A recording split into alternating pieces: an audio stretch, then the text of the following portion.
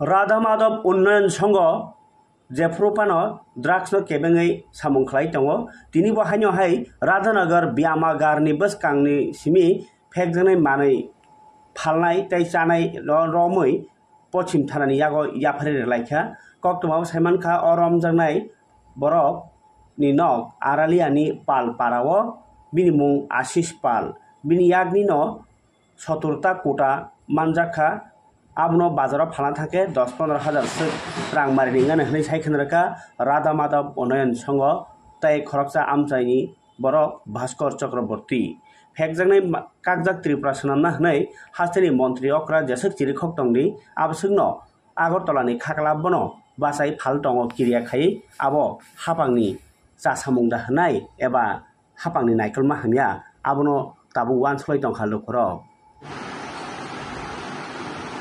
কি হয়েছে ঘটনা?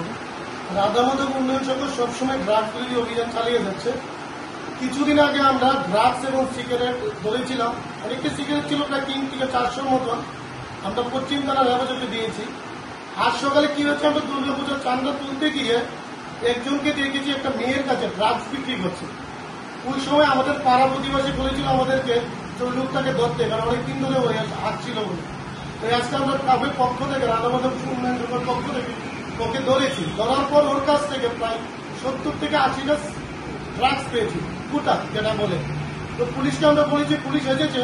পুলিশ আসার পর ওর বাইক এবং ওকে আমরা পশ্চিম থানার হেফাজতে দিয়েছি।